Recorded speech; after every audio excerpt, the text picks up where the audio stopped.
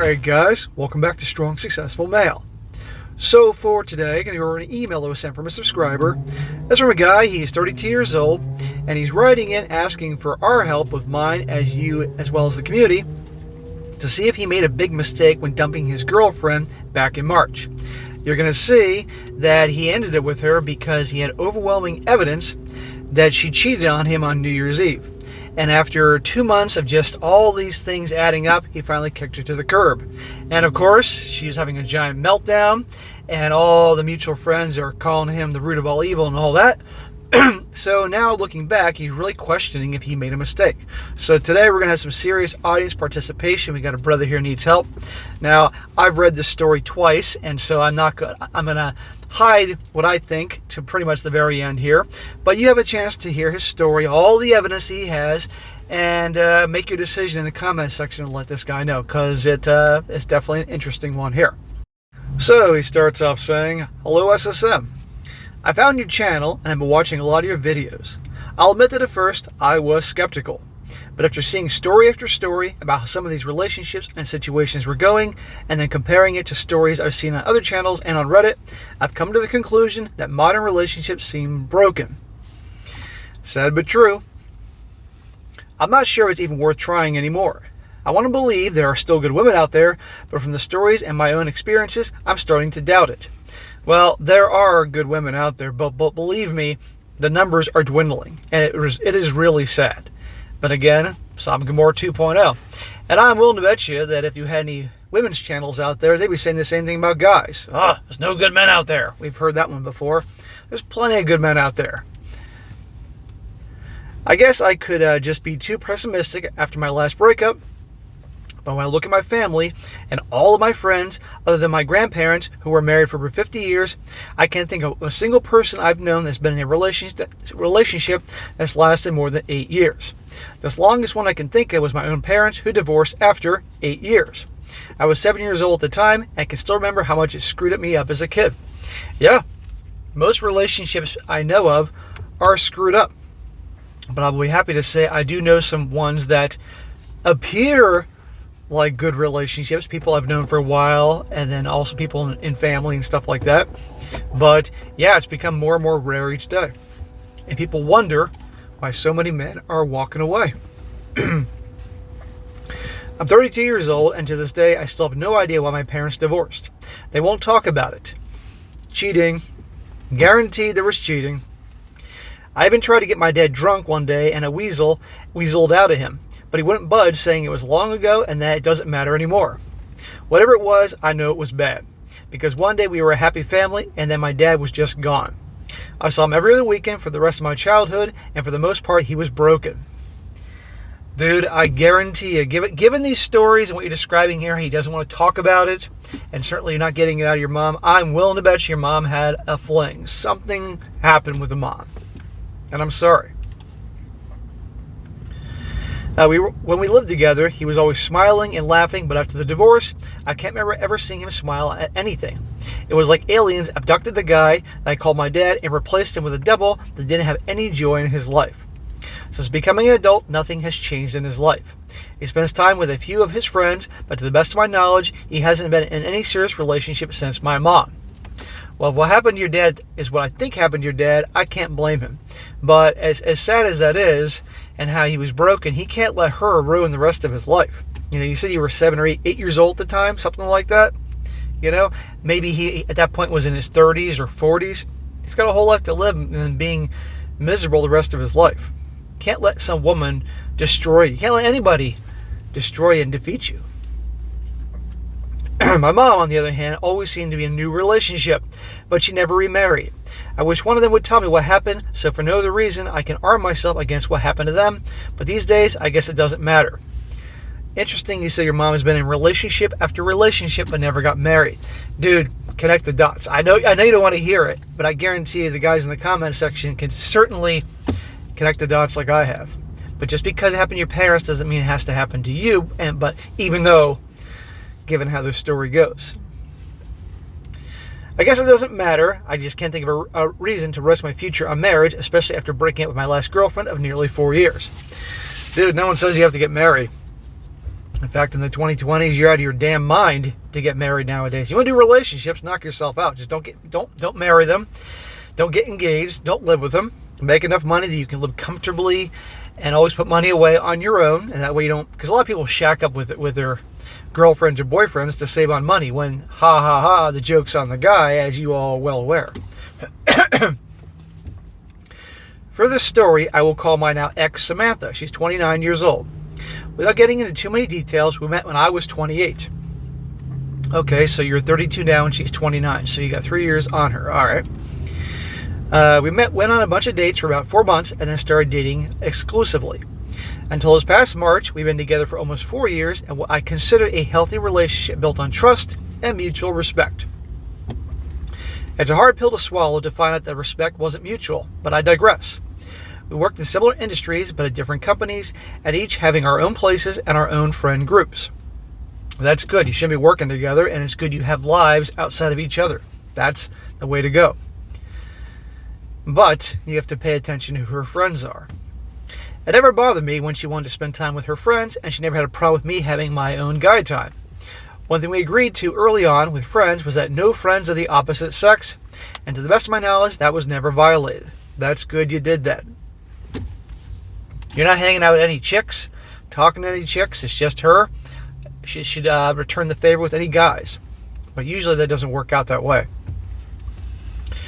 We usually talked or texted every day and spent time together 2 or 3 times a week for happy time. Not so much as to get annoying, but enough time to ensure that our relationship was still healthy and we were putting in the effort in. I really thought that everything was going fantastically and we were starting to have the next step talks. But we were taking our time. Moving in together, marriage, etc. Since you're getting my story, I'm certain you can guess we never made it to that part of the relationship. Well, it's actually a very good thing you didn't move in together. And I might add, you said she's 29 right now. So I guarantee you she's been thinking about that ring on her finger because the big 3-0 is coming up. I've always considered myself a fairly level-headed guy. I've never been prone to emotional outbursts. I'd rather have a discussion than an argument because once the emotions take over, it never ends well. I'm sending in my story to see if you or your community might be able to dissect what I did and tell me if I'm a moron or if my gut was right. So like I said, guys, audience participation today. This guy needs your opinion, and I know you guys love to comment, so this is an SOS. I need you guys to comment and let this guy know what you think at the end of this story. I'm 80% sure I made the right choice, but I'll always keep the option open that I might have made a grave mistake. I'm not going to take her back, but it would be nice to get some outside perspective so I can get these random thoughts out of my head. All of my friends are telling me that I did the right thing, but most of our mutual friends have basically exiled me for being a grade A a-hole. So all your bros are telling you did the right thing. But the mutual friends that have a connection to her, and I'm willing to bet you they're probably female, or they're probably guys that take her side, of course you're the bad guy. What does that say? I'm not sure who to believe at this point, since both groups have vested interest in what I did. I was going to make the post on Reddit, but I shared a story about 2 years ago in the Am I the A-hole subreddit and got flamed into oblivion, even though I knew I was right. But that's a story for another day. Yeah, so Reddit is overwhelmingly liberal, and lots of times on there, stories are posted, and these guys have good reason to post their story, and they still get torn apart. I do overwhelmingly the amount of stories on the They Did What channel from Reddit. And there are times when, thank the Lord, the audience will be open-minded and side with the guy when it's warranted.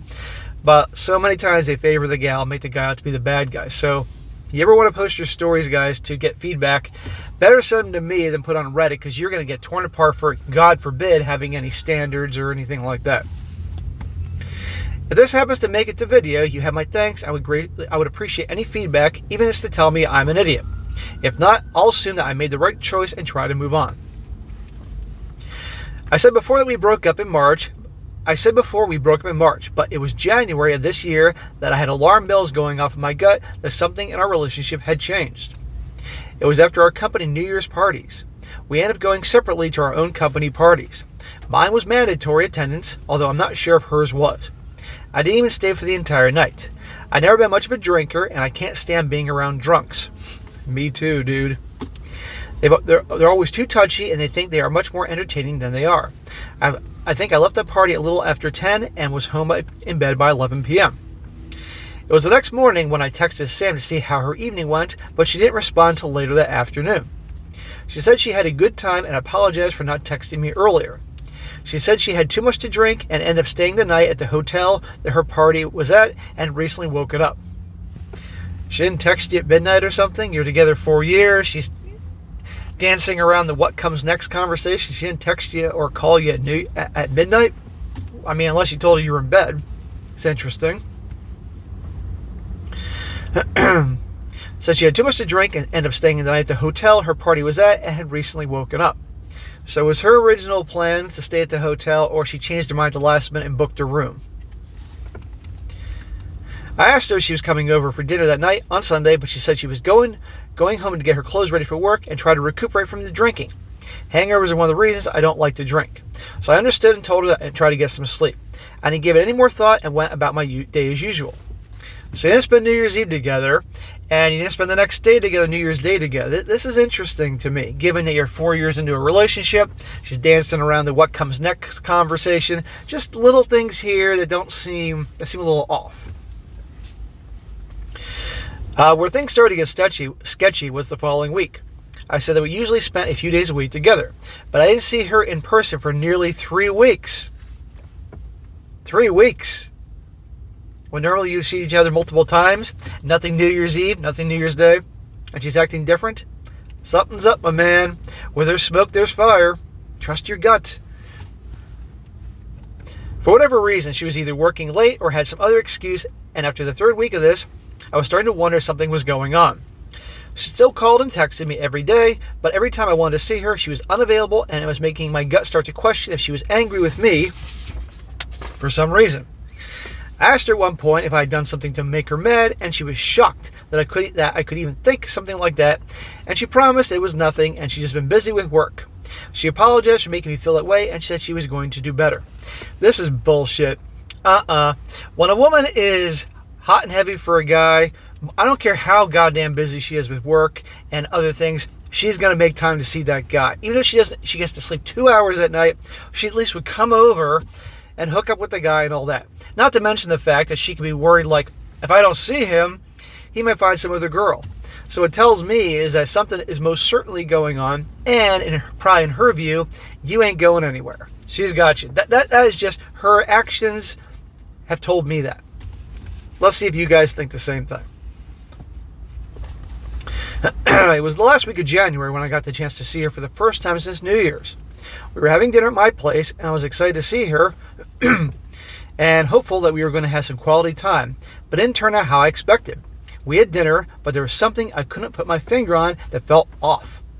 I wasn't sure if it was because we hadn't seen each other for a while or if it was something else, but she seemed kind of nervous. After dinner, we watched a movie, and I thought she was going to spend the night. At least that's what I was hoping for. When I started to get frisky, she said that she couldn't because it was that time of the month. But she did relieve me in other ways before going home. In general, it was a disappointing evening, but I couldn't get out of my head that something fell off. Trust your gut. And interestingly enough, it was that time of the month, so she couldn't take care of you. Now, she took care of you obviously in other ways. I don't need to mention, we can all figure that one out, but still. It wasn't until the next day that it occurred to me that her claim of being on her period didn't make sense. When you're with someone so long as we've been together, you get to know that at time of the month comes for the last 4 years. It's been consistent. I'm not sure if it's a woman's cycle change, but it was nearly 2 weeks early or late depending on how you count it. Maybe someday I'll ask my mom about women's cycles. Don't ask your mom, dude. But for now, I don't think I want to know. That was the first real indication that something was off, and I didn't want to call her a liar, so I didn't say anything. In February, it didn't get much better, but her behavior changed again. It seemed like she was going out of her way to talk to me more and show me how much she loved me, but we still didn't get to have any sexy time other than oral. 4 years, you've been hooking up 3 times a week on average, and all of a sudden, nothing but oral. Don't get me wrong, the oral's great, but still, really? I asked her if there was something wrong, and she told me that she was having woman problems down south, and I asked her what that meant. She said she had a yeast infection, and I'll admit to not having any idea about that, but took her word that she had medication and would make it up to me when it cleared up. Well, funny that she hasn't mentioned this to you until after you've been digging it out of her, right? After all this time. That went on throughout the month, and the first time we were intimate again was into the first weeks of March. She was treating me much better than she ever had, and I figured that was just a bump in the road and we were back on track. By the middle of March, I had nearly forgotten about everything and our lives were going on like they were before. It was a Saturday morning while at her apartment that changed everything, and this is where I either jumped to the wrong conclusion and made a huge mistake ruining a 4-year relationship, or my gut was right. I just don't know for sure. We were making apple fritters for breakfast and catching up on each other's weeks when I wasn't paying attention like I should have been. I was putting a fritter into the pan when it fell off the spoon and splashed oil. Some of it hit me in the face, and let me tell you, boiling oil hurts like hell. Some of it got into my eyes or close to it, and I was howling like a banshee and doing my best to splash water on my face in the sink. Ouch. I did that until I was sure that I wasn't going to end up blind while Sam was doing what she could to help me from being a klutz. After I dried my face, it still hurt, but I didn't get any serious damage. I told Sam I was okay and asked her if she had any eye drops. She said she had some in the bathroom, so I went in there to get it while I finished cooking. When I opened up her medicine cabinet, I found the eye drops and used a lot more than I probably needed, but thankfully I wasn't going to be blind. When I put the eye drops back, I noticed a prescription bottle on the shelf. I figured it was for something I didn't know about and was out of pure curiosity that I even tried to read some of the name of the medication. It was doxycycline. I'm not a fucking doctor. Something like that. Other than being a word I'd never read before, yeah, me too, I didn't give much thought at the time. We had breakfast and spent the morning hanging out. My face was still hurting and I could tell I had some burns. I left her place a little after noon to go home since I wasn't feeling well, and she said she understood. On the way home, I decided to go to the ER just to make sure that I didn't cause any more damage than I thought I did, and after getting checked out by the doc, we were making small talk. This is when I remembered the name of the pills that she had and asked the doctor what that medication was for. He said it's basically an antibiotic, but it's most commonly prescribed for, wait for it guys, STDs. More specifically, chlamydia. How interesting. I thought she said she had a yeast infection. Chlamydia, huh? Oh, they must be old pills that have been sitting there long before you met her. And it probably would have been nice to her to admit that she had that before you. But no, I think they're a pretty recent prescription. And of course, the doctor would know. So let's review, guys. New Year's Eve, she stayed over in the hotel because she got drunk. She didn't contact him the next day, which he felt was strange. They reached out to her. She didn't want to come over New Year's Day. For the next 3 weeks, he didn't see her at all. When he finally did see her, she wasn't interested in having the SEX. Gave him oral, but nothing down south. Claimed she was on her period, but he knew darn well after 4 years that wasn't the time of her monthly friend would arrive, and continued on with the oral up until then. And then everything seemed to get better, and comes over and sees this thing in her medicine cabinet, and the doctor confirms it is for an STD for chlamydia. Yeah, I think she's cheating, or at least cheated that one night stand, that type of thing. I asked him if this could be used to treat a yeast infection, and he said sure, but it was unlikely. Most of the time, a topical ointment is prescribed for that, but it's more of a serious case. They might prescribe, and I can't even pronounce this, I'm not going to fucking try, some other medicine that starts with an F. Thankfully, I didn't have any damage to my eyes and walked away with some burns on my face. But now I couldn't stop thinking about what he told me about the STDs, and when he thought about her behaviors in January, and February, it was all starting to make sense. Makes sense to me, dude. I hadn't been with anyone else other than Samantha for nearly 4 years, so I had no doubt that I didn't have any STDs, even though I called my GP and scheduled an STD panel when I got home. The only conclusion that made any sense to me is that she was sleeping with someone else, and from her behaviors, I figured it happened on New Year's Eve at her parties. Nothing else made any sense. Dude, I read your story obviously before here, and I'm reading it now again in real time, and dude, you connect all the dots. Come on, what else do you think it is? I went in for my test the following Tuesday while doing my best to not accuse her of anything. But until I got my test results back, I was making every excuse I could think of not to have relations with her. And I know it was frustrating her because she asked me some of the same questions I asked her when her behaviors were off. Yeah, how interesting. She's giving you shit now, even though, right? Ironically, I used the same excuses she gave me, and that only seemed to agitate her. It was in the last week of March I got my test results back, and they were clean. During the time I was waiting, I was scouring the internet for anything that would tell me that I jumped to the wrong conclusion. But in nearly every case, when I looked up the drug, it came back for treating chlamydia. Yeah, I mean, after 4 years, you really, I think you really didn't want it to be true. Looking for any excuse to prove that maybe you're just being crazy or something like that, because, you were with her for 4 years and you obviously cared greatly for her and you invested a lot of time in your life with her. But nope, every time it comes back, it's chlamydia. I was completely heartbroken, but more importantly, I was pissed off. I gave that woman 4 years of my life and I trusted her. I couldn't understand how she could do that to me. Maybe I was being naive, but nothing I was able to research did anything but confirm what I suspected. It was the Friday of that week when I confronted her. We were planning on having dinner and watching a movie, but when I got there, I think she could tell I was angry about something. I thought I was handling my emotions like a champ, but she saw right through me and asked me what was wrong. Guys, women aren't stupid. Women are very much in touch with their emotions and can sense the littlest thing with a guy and something's off. His body language, the tone of his voice, the way he says things, all sorts of things. And especially if a gal's been with you for a while, she knows exactly.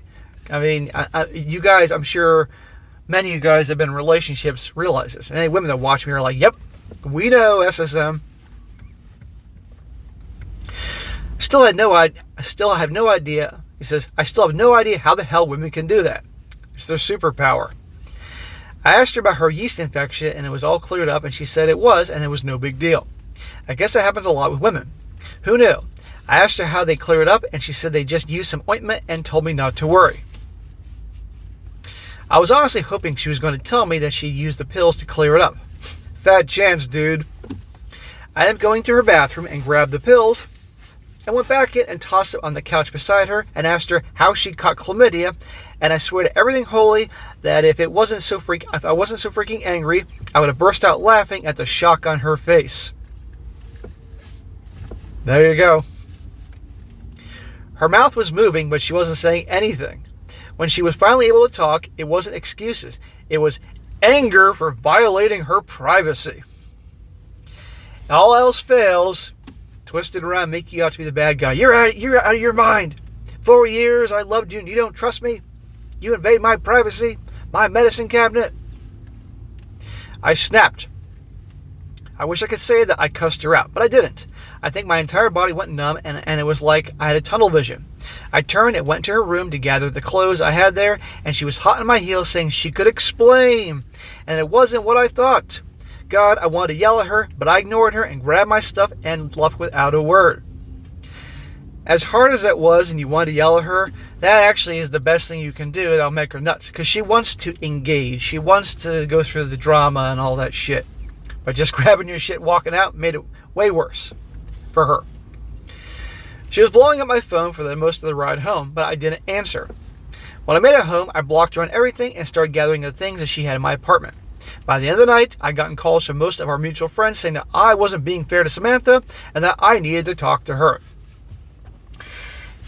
Get on your phone or computer and say, "Dear mutual friends, we are grown-ass adults. This is between Samantha and me. Mind your own fucking business. Get a fucking life. Suck my dick." Whatever you want to say.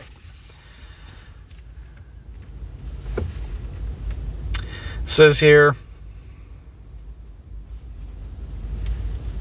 it was clear from what they've been saying that she didn't tell them what had happened. Of course not. She's able to control the narrative now, I might add. And by the way, I gotta say this. I used to have the opinion that, and I still do, if a guy breaks up with a woman, it's his business. He doesn't owe anybody an explanation. The problem with that is, nowadays with social media, when people can post crap online, when you let her, even if she's the one that did all the wrong, control the narrative, guess what? You've heard from stories. They're going to get her version of the story. or sometimes a flat out lie, which is unfortunate that you have to then tell your family and her family and their mutual friends and all that, everything first, as soon as possible, before she gets to have the microphone and spreads the bullshit. Because once it's implanted in their heads, immediately they might think that you're lying. And no surprise here. It was clear from what they were saying that she didn't tell them what happened. I told all of them the same thing. It was none of their business, and stop calling me. I think the biggest mistake I made was not publicly outing her, because she was able to drive the narrative, and now all my former friends think I'm an abuser and she's better off without me. See? Every time. It has been 6 months and she's still trying to get me to talk to her, saying that I'm making a mistake and it's not what I think. But I'm pretty sure I'm done.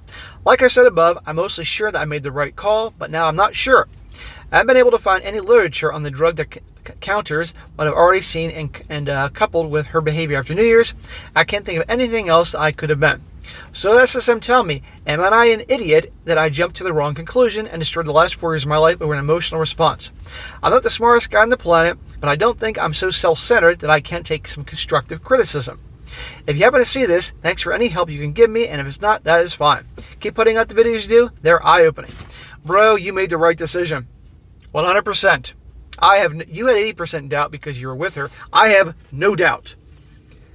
Again, let's go back into history. New Year's Eve, she suddenly got drunk and stayed at that hotel. Next day, and I might add, doesn't sound like any kind of reaching out to you, Happy New Year, or any shit like that. Next day, no response. And then she eventually reaches out to you, doesn't want to come over, even on New Year's Day. Then you don't see her for 3 weeks. Was there any time that you guys were together that she didn't see her for 3 weeks? Right? And I don't want to hear she's busy with work and everything. Bullshit. Woman wants to see you, she will find a way to make time. Even if it's coming over to your house after a late night at work and having a late dinner, a little roll in the hay and go to bed, something. 3 weeks? Bullshit. Then you see her and she doesn't want to have fun down south, okay? Claiming claiming the period, even though darn well that wasn't her time, okay? She gave you oral, that's very nice, even though I wouldn't trust where that mouth has been. And this went on even longer. And eventually then the yeast infection story. And then you eventually come to the point you find the pills. You put that all together, bullshit.